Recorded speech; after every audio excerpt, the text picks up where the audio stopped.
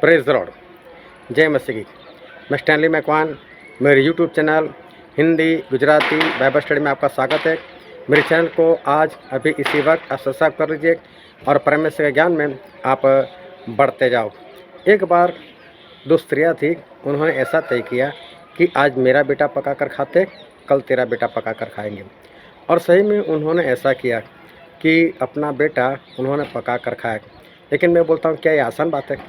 खुद के बेटे को काट कर उसके छोटे छोटे से पीस करना, फिर उसको हल्दी नमक मसाला डालकर उसकी सब्ज़ी बनाना और बड़े टेस्ट से खाना। क्या एक माँ ऐसा कर सकती है? हाँ, एक माँ ने ऐसा किया। लेकिन मैं बोलता हूँ, उस माँ ने ऐसा क्यों किया? ऐसी कौन सी बात थी कि जिसके कारण उसको इतना कठोर काम वो करना पड़ा? क्यों वो इतना कठोर हो गई? इसके पीछे क्या राज है? और आज आपको भी ऐसा कठोर बनना पड़ेगा। किस बात के लिए? वो जानने के लिए मेरे साथ इस वीडियो में लगातार अंत तक बने रहो।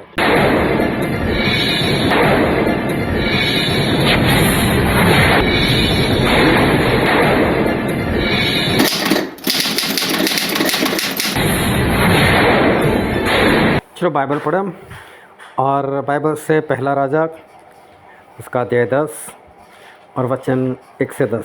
जब शिबा की रानी ने यहोवा के नाम के विषय सुलेमान की कीर्ति सुनी, तब वह कठिन कठिन प्रश्नों से उसकी परीक्षा करने को चल पड़ी। वह तो बहुत भारी दल और मसालों और बहुत सोने और मणि से लदे ऊँट के साथ लिए हुए यरूशलेम को आई और सुलेमान के पास पहुंचकर अपने मन की सब बातों के विषय में उससे बातें करने लगी।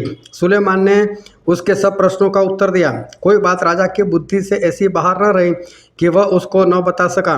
जब शिबा की रानी ने सुलेमान की सब बुद्धिमानी और उसका बनाया हुआ भवन और उसकी मेज पर का भोजन देखा और उसके कर्मचारी किस रीति से बैठते और उसके टहलुओं किस रीति से खड़े रहते और कैसे कैसे कपड़े पहने रहते और उसके पिलाने वाले कैसे हैं और यह कैसी चढ़ाई है जिससे यहोवा के भवन को जाया करता है, यह सब उसने देखा।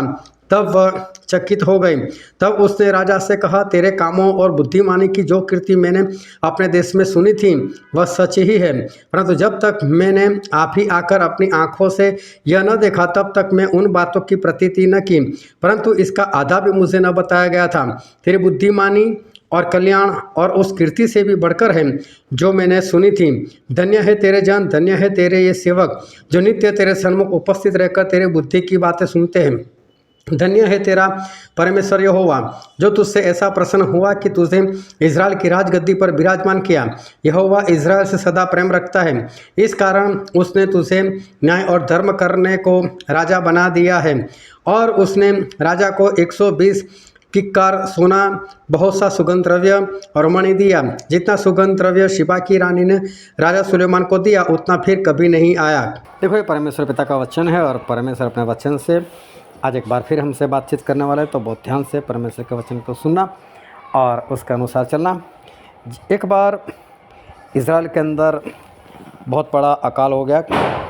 अकाल इसलिए हो गया कि जो अराम का राजा था उसने इज़राइल का आकर चारों ओर से घेर लिया और अपनी पूरी सेना उसने चारों ओर लगा दी। और उस वक्त ऐसा हुआ कि इज़राइल के लोग अपने घर से बाहर नहीं निकल पाते थे, शहर से बाहर नहीं निकल सकते थे। और इस कारण इनका जो कारोबार खेत वगैरह जो शहर के बाहर था वहाँ ये लोग जा नहीं सकते थे। और इसलिए घर में जब तक खाना पीना था वो तो खा लिया, अभी घर में जो था सब कुछ ख़त्म हो गया। बरसात तो थी, ये बरसात वाला अकाल नहीं था, लेकिन दुश्मन लोगों ने आकर उनको इस तरह से घेर लिया था कि अगर ये लोग बाहर निकले तो मारे, बाहर निकले तो मारे। और इसलिए ये लोग बाहर नहीं निकल पा रहे थे। राजा भी डरा हुआ था उन अराम की सेना से और इससे कोई बाहर नहीं निकल रहा था। इसलिए जो शहर में था वो सब कुछ समझ लो ख़त्म हो गया। और इस कारण वो लोग भूखे मरने लग गए। यहाँ तक कि जो गधा होता है उसकी मुंडी भी बिकने लगी, लोग उसको भी खाने लगे। तो ऐसे हालात वहाँ पर हो गए और लोगों के पास खाने के लिए कुछ नहीं था। और तब एक बार ऐसा हुआ कि जो राजा था वो जो शहर पनाह होती है जो शहर के चारों तरफ जो कोट होता है उसके ऊपर वो चल कर जा रहा था।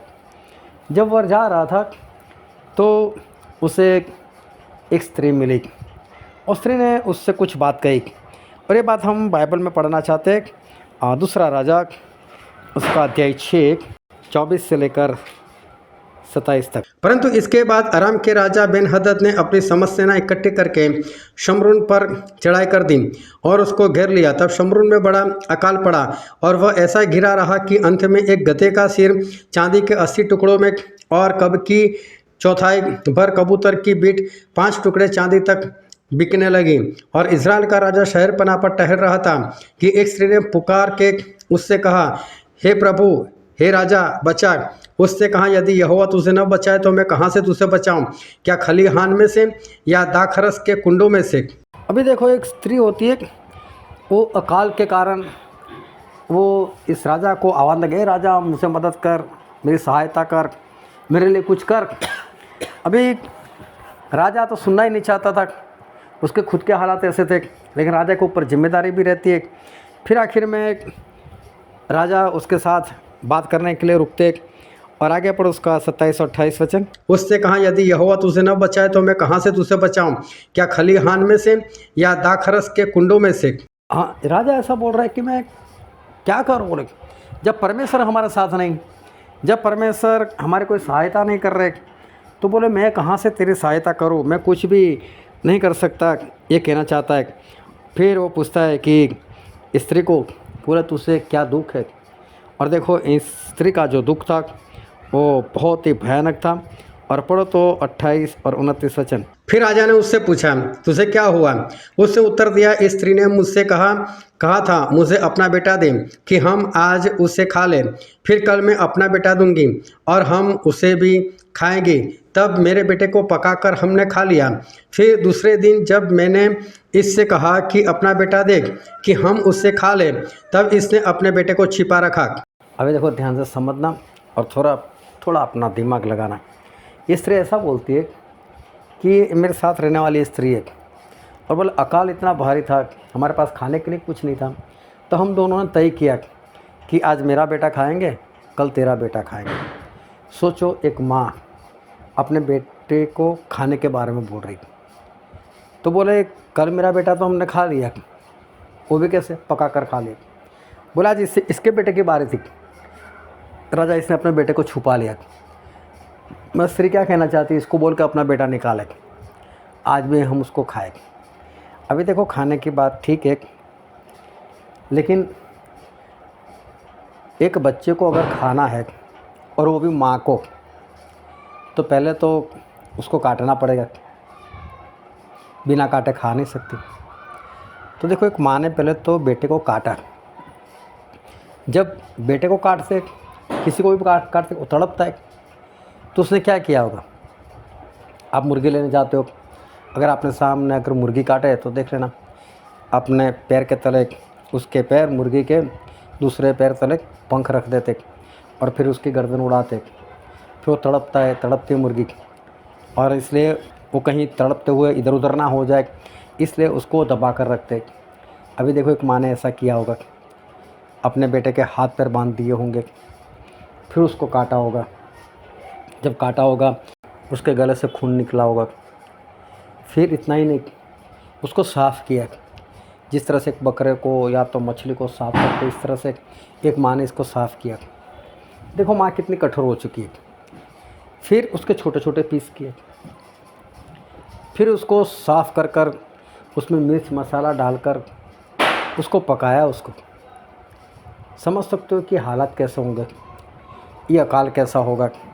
और एक माँ खुद अपने बेटे को खा गई। दूसरे दिन जो दूसरी माँ थी, उसने अपने बेटे को छुपा लिया। अभी सही में जो जिसने अपने बेटे को छुपा लिया, वो अपने बेटे से बहुत प्रेम करती, इसलिए नहीं, आगे दिन पेट भरकर खाना मिला है, इसे दूसरे दिन तो चल जाएगा। तो हो सकता है एक दिन 2 दिन बाद में ये भी काटने वाली थी। अगर इसकी पहली बारी होती तो ये भी काट कर बैठ जाती। अकाली कुछ ऐसा था। और देखो, इन लोगों ने अपना बेटा काट कर खाया, दूसरी ने अपना बेटा छुपा लिया। जब राजा ने सारी बातें सुनी, राजा ने अपने कपड़े फाड़ दिए। अभी उस वक्त एलीशा नाम का एक नबी, परमेश्वर का एक जन, उस वक्त वहीं पर था और परमेश्वर का प्रचार या परमेश्वर की अगुवाई से भविष्यवाणी करना, वो सारा काम एलीशा करते थे। यही हालत थे, महंगा बहुत था। लोग, ये तो एक बात जो है सामने आई, क्या मालूम कितनी माँ ने, कितने बाप ने अपने बेटे को काटा होगा, हमें पता नहीं, लेकिन एक बात जो है बाइबल में लिखी वो हमारे सामने आई। उसके बाद जब ऐसे हालात थे तो जो एलीशा थे, वो एलीशा ने अचानक भविष्यवाणी कर दी, बोले कल सब कुछ सस्ता हो जाएगा, कल अकाल चला जाएगा। तो कल अकाल चला जाएगा, ऐसे कैसे अकाल चला जाएगा, ऐसे अकाल जा नहीं सकता। लेकिन इसने तो बोल दिया। और हम बाइबल में पढ़ते ये बात, उसका 7वां अध्याय, दूसरा राजा उसका 7वां अध्याय और उसका पहला ही वचन। तब एलीशा ने कहा, यहोवा का वचन सुनो। यहोवा यूं कहता है कि कल इसी समय शमरून के फाटक में 1.25 भर मैदा और शेकेल में 2 सवा जौ भी 1 शेकेल में बिकेगा। ये बोलता है कल सब कुछ सस्ता हो जाएगा। देखो आज इतना भारी अकाल है कि माँ अपने बेटे को खा रही।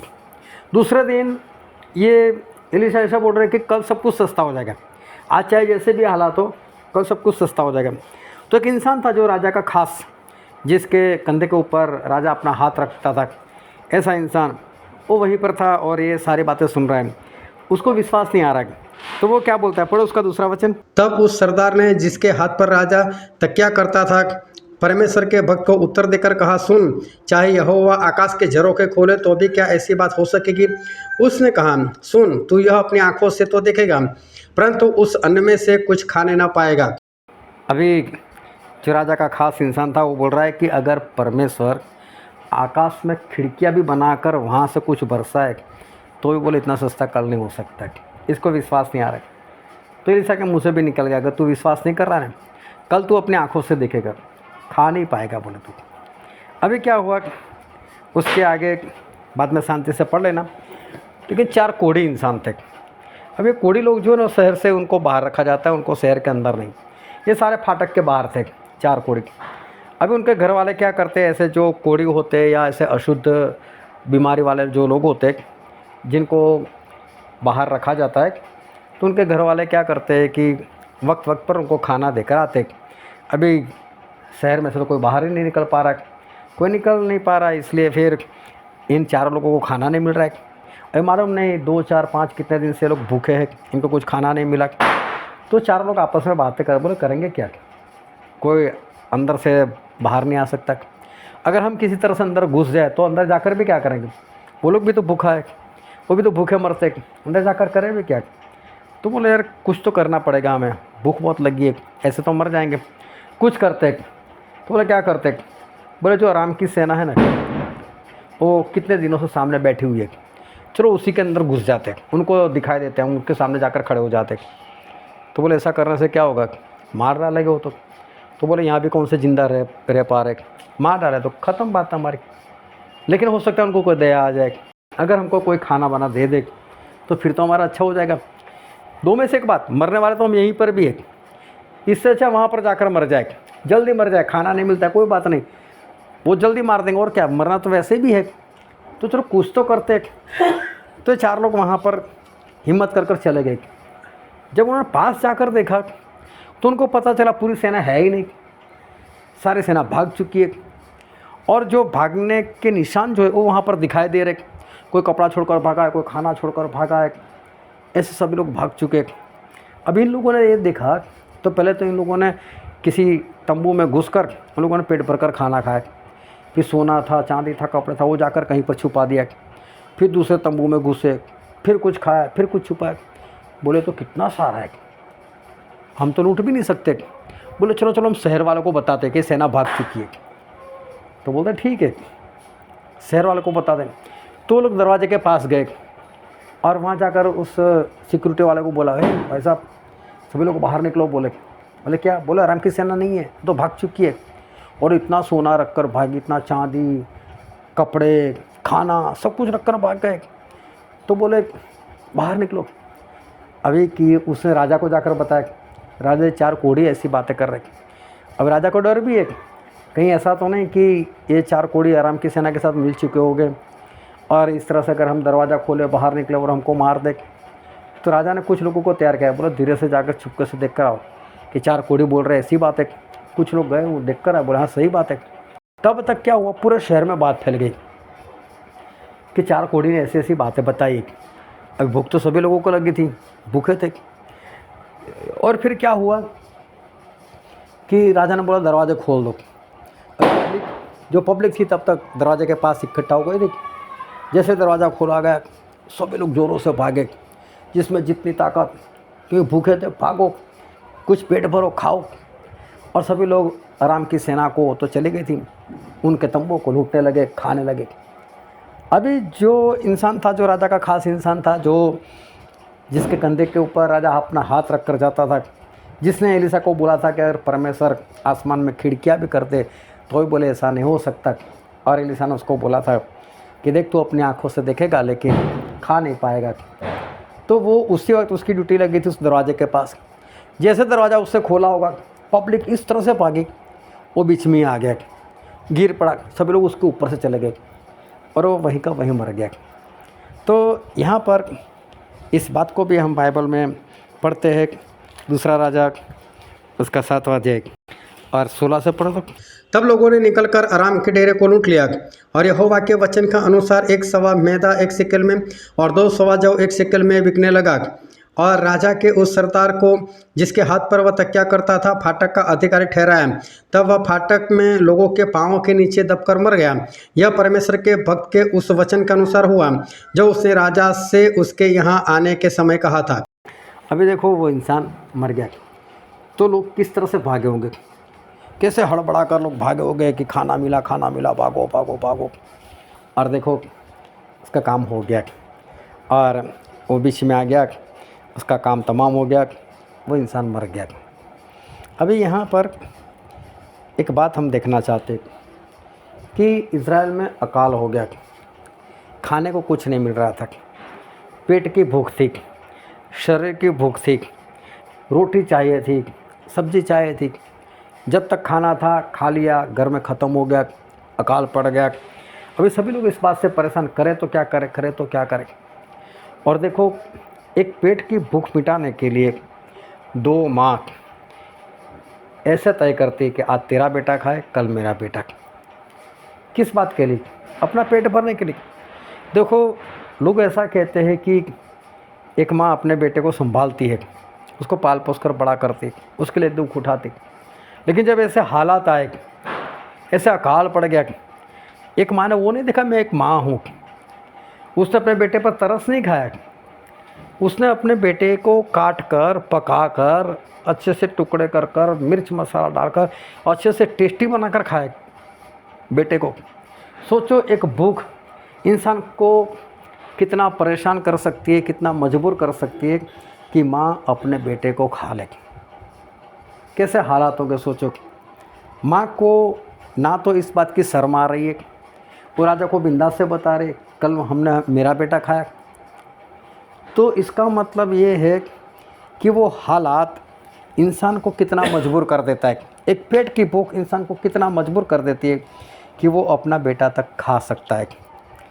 कई लोगों गाना गाते हैं ना, एक माँ की तरह परमेश्वर संभालते, वो गाना मैं कभी नहीं गाता। हाँ, अगर किसी जगह पर चल मैं उस गाने पर मन ही नहीं लगाता। मेरा माँ की तरह हमारे परमेश्वर नहीं संभालते। हमारे परमेश्वर माँ से तो कई गुना अच्छे। बाइबल में लिखा है कि क्या एक दूध पिलाने वाली माँ अपने बेटे को छोड़ सकती है? बोला हाँ छोड़ सकती है, ऐसा बाइबल में लिखा है। यहाँ पर एक माँ अपने बेटे को खा रही है।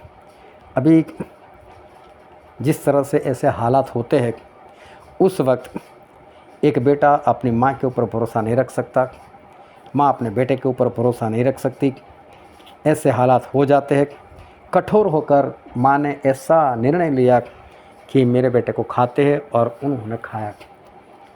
फिर 4 कोढ़ी की अगर बात करते तो उन्होंने ऐसा तय किया कि हम आराम की सेना के सामने चले जाते, बोले यहाँ पर भी बैठे बैठे मरने ही वाले, तो वो लोग मार डालेंगे। देखो इनकी हिम्मत, डेयरिंग कहाँ से आई? एक भूख की वजह से। पेट की भूख देखो लोगों को कैसे काम करवाते, एक हिम्मत के काम करवाते। बोले चलो राम की सेना के पास चले जाते, मार दे तो मार दे, लेकिन अगर ऐसा कुछ हो गया तो हम बच तो जाएंगे, यहाँ पे भी मरना है वहाँ पर भी मरना है, तो कुछ तो करे। लेकिन किस बात के लिए इतनी हिम्मत कर रहे, ये जोखिम किस बात के लिए वो लोग उठा रहे? एक पेट की भूख के लिए, पेट को भरने के लिए ये लोग एक जोखिम उठा रहे। जब दूसरे दिन ऐसा हुआ कि इन लोगों को पता चला, कोड़ी लोगों को पता चला कि राम की सेना है ही नहीं, भाग गई, और वो लोग जाकर वहाँ पर सिक्योरिटी वाले को बताते, वो राजा को बताता है, पूरे शहर में बात फैल जाती है, सभी लोग दरवाजे के पास खड़े हो गए, बोले कब दरवाज़ा खुले हम लोग बाहर भागे, कब दरवाज़ा खुले बाहर भागे। और वो इंसान जिसने एलिशा के बात के ऊपर विश्वास नहीं किया था, वो इंसान उसने जैसे ही दरवाज़ा खोला, वैसे ही देखो लोगों को कितनी भूख थी, कैसे भागे होंगे। क्या उनको नज़र नहीं आया कि इंसान वो गिर गया तो भी उसके ऊपर से लोग भागे जा रहे और कुचल कर वो मर गया। एक भूख देखो इंसान को कैसे कैसे काम करवाती है। कोई अपने बेटे को मार देता है, कोई इतनी हिम्मत से राम की सेना के सामने खड़ा जाए तो मार दे, लेकिन अगर मिल जाए तो बच तो जाए। इंसान लोग तो किस तरह से भागते हैं कि कोई उनके पैरों तले रौंद कर मर जाता है, तब तक वो लोग परवाह नहीं करते। आज इंसान यही कर रहा है। आज आप लोग जो भी काम कर रहे हो, किस बात के लिए काम कर रहे हो? बस यही पेट भरने के लिए। लोग बोलते हैं ना पापी पेट का सवाल है। बस इस पेट को भरने के लिए लोग कितनी मेहनत कर रहे हैं, खाने के लिए लोग क्या कुछ नहीं कर रहे, और इसके लिए लोग इतनी मेहनत कर रहे, इसके लिए इतनी भागा दौड़ कर रहे, कमाई कर रहे लोग सिर्फ पेट भरने के लिए। और पेट भी ऐसा है, सुबह भरो तो दोपहर में खा ली, फिर दोपहर में भरो शाम को खा ली, उसको तो खाना चाहिए ही चाहिए, बार बार मांगता रहता है, बार बार इंसान उसमें भरता रहता है। सारी मेहनत इंसान उसी के लिए करता है। उसके लिए अगर उसको 100 किलोमीटर दूर जाना पड़े तो भी जाता है, 500 किलोमीटर दूर जाना पड़े वहाँ पर भी चला जाता है।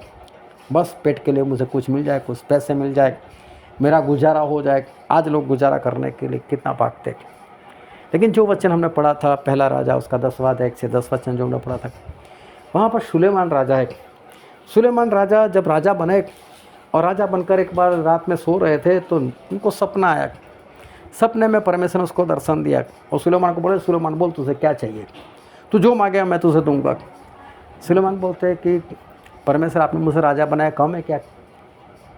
तो बोले इतनी तो कृपा की आपने, अब मुझे और कृपा की ज़रूरत नहीं है, फिर भी अगर आप मुझे कुछ देना चाहते हो तो एक काम करो।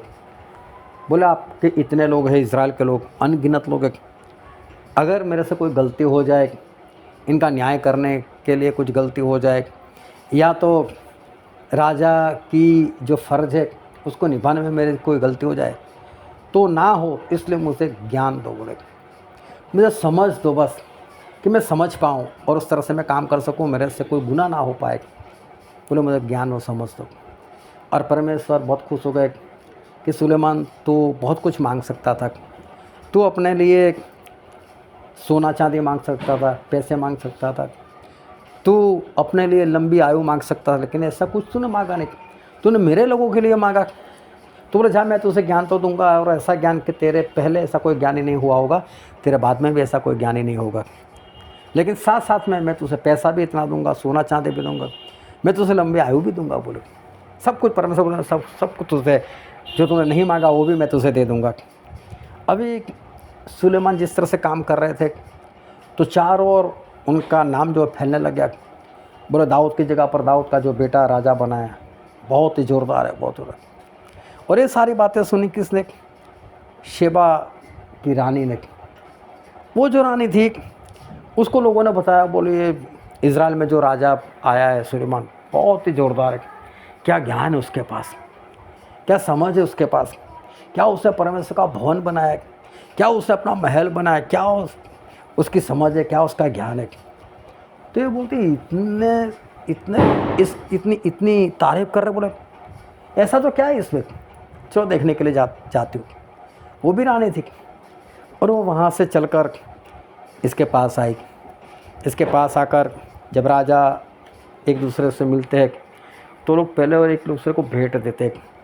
इसने काफ़ी कुछ राजा को दिया, वहाँ पर साथ में रही और फिर उसने सुलेमान को परखने का प्रयत्न किया। बहुत सारे सवाल किए उसने और एक भी सवाल ऐसा नहीं था जिसका उत्तर सुलेमान ने ना दिया हो। सारे सवाल के उत्तर इसको मिले। सवाल भी कौन सी एक आसान सा सवाल लेकर आई होगी, लेकिन फिर भी सुलेमान ने सभी बातों का उत्तर दिया। और फिर उसने एक बात कबूल की, बोले तेरे बारे में मैंने बहुत सुना था, लेकिन तुझे मिलकर ऐसा लगता है कि मैंने जो सुना था ना वो तो आधा भी नहीं था। अभी सुलेमान जो शब्द है, वो सुलेमान शब्द का अर्थ होता है शांति, और शांति का मतलब होता है प्रभु यीशु की बातें सुनने के लिए, प्रभु यीशु का ज्ञान देखने के लिए, प्रभु यीशु की समझ देखने के लिए, प्रभु यीशु को पाने के लिए ये स्त्री अपना देश छोड़कर यहाँ पर आई। किस बात के लिए? सिर्फ प्रभु यीशु की बातें सुनने के लिए, ये आत्मा की बातें, ये आत्मा की समझ। और लोग किस बात के लिए भाग रहे? लोग पेट के लिए भाग रहे। लोग पेट के लिए अपने बच्चे तक को मार सकते। लोग पेट के लिए इतनी हिम्मत करते कि चाहे मर जाए लेकिन एक बार छावनी में घुस तो जाए। लोग पेट के लिए इतना पागल है कि ऐसे भागते हैं कि उनके हाथों से हत्या हो जाती है, उनके पैरों तले आकर कोई मर जाता है, कोई फिक्र नहीं करता, सिर्फ पेट के लिए भागना। लेकिन बाइबल में एक स्त्री ऐसी थी जो आत्मा की बातों के लिए भागी। और बाइबल में एक बात लिखी है, हम पढ़ते हैं नए नियम में मत्ती 5वां अध्याय और वचन 6। धन्य है वे जो धर्म के भूखे और प्यासे हैं, क्योंकि वे तृप्त किए जाएंगे। यहाँ पर लिखा है जो परमेश्वर के वचन के, परमेश्वर की आज्ञाकारी के जो भूखे और प्यासे वो तृप्त किए जाएंगे। भूख प्यास सही में इस बात की हमें होनी चाहिए, इस बात के लिए हम इतने भागने वाले होने चाहिए। आज हम पेट भरने के लिए जितना भागते, पेट भरने के लिए जितनी मेहनत करते, पेट भरने के लिए जो नहीं करना चाहिए ऐसी भी बातें कर लेते, कठोर काम भी कर लेते हैं, लेकिन आत्मा के लिए हम कितना करते? हम आत्मा की उन्नति के लिए, स्वर्ग में जाने के लिए, उसके लिए हम कितनी मेहनत कर रहे हैं। शरीर के लिए तो बहुत भाग रहे हैं, शरीर की भूख मिटाने के लिए, इस पेट की भूख मिटाने के लिए बहुत कुछ कर रहे हैं, लेकिन आत्मा की भूख मिटाने के लिए हम क्या कर रहे हैं? आत्मा हमारा भूखा है, पवित्र आत्मा का प्यासा है, उसके लिए हम क्या क्या काम करते हैं? तो इस बात को ध्यान में रखो कि ये सारे भूख तो गुनाह करवाती है। एक कठोर काम उस माँ ने किया, अपने बेटे को काट कर उससे खाया। लेकिन जब आत्मा की बात आती है तब कोई माँ अपने बेटे को छोड़कर ऐसा नहीं सोचेगी कि चलो मैं बंदगी में जाऊँ, मेरा बेटा बीमार है, मैं नहीं जा सकती, मेरा बेटा बीमार है, मैं पवित्र आत्मा के लिए प्रार्थना नहीं करवा सकती। आज एक माँ अपने आत्मा की उन्नति के लिए ऐसा काम नहीं कर सकती, लेकिन पेट की भूख के लिए कुछ भी कर सकती है। बाइबल से हमें पता चलता है। लेकिन आज परमेश्वर हमको बता रहे कि हमें आत्मा की भूख कितनी है, आत्मा की भूख के लिए हम कितना भाग रहे। शरीर की भूख के लिए तो बहुत भाग रहे, पेट भरने के लिए हम बहुत दौड़ रहे, लेकिन आत्मा को तृप्त करने के लिए हम कितना कर रहे। एक स्त्री बहुत दूर से आई परमेश्वर के पास, सुलेमान के पास। आज हमें ये देखना है कि हम आत्मा के लिए कितना भाग रहे, और यही एक बात है जो हमें बचा सकती है, यही एक बात है जो हमें स्वर्ग ले जा सकती है। वरना ये शरीर तो, ये पेट तो सुबह भूखा होगा, उसको खिलाओ पिलाओ, दोपहर में फिर भूखा हो जाएगा, शाम को फिर भूखा हो जाएगा। लेकिन आत्मा अगर भूखा रह जाएगा तो हम स्वर्ग में कैसे जा पाएंगे? और इसलिए आत्मा को तृप्त करो। जो काम शरीर के लिए करते उससे कई गुना ज़्यादा आत्मा के काम करो, और इस आत्मा से हमको चलना है ताकि हम स्वर्ग राज के वारिस बन सके। हालेलुया। हम सभी अपने अपने आँखों को बंद करें, अपने अपने मस्तकों को प्रभु से आगे झुकाए। मेरे प्रियो, ये वक्त है कि हम अपने आप को जांचें, ये वक्त है कि हम अपने आप को परखें, अपने आत्मा से सवाल करें, अपने हृदय में झांक कर देखें, अपने आप की परीक्षा करें कि आज जब हमने परमेश्वर का वचन सुना है, आज जब हम परमेश्वर की आवाज़ को सुनकर बैठे, तो क्या आज मेरे जीवन में उस आत्मा, उसकी जो भूख प्यास है, क्या उसके लिए मैं इतना भाग रहा हूँ, मैं इतना काम कर रही हूँ जो एक पेट की भूख मिटाने के लिए मैं करती हूँ। अपने आप को जांचो, अपने आप को परखो। एक माँ पेट की भूख मिटाने के लिए अपने बेटे तक को काट सकती है। एक माँ अपने बेटे को पकाकर खा सकती है।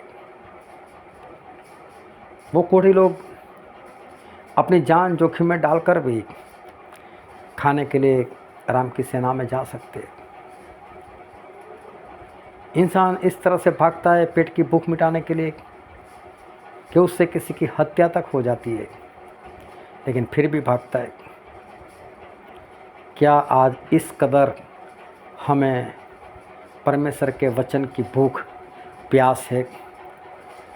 पवित्र आत्मा की भूख प्यास आज हमें इतनी है कि हम ऐसे कठिन काम भी कर सके?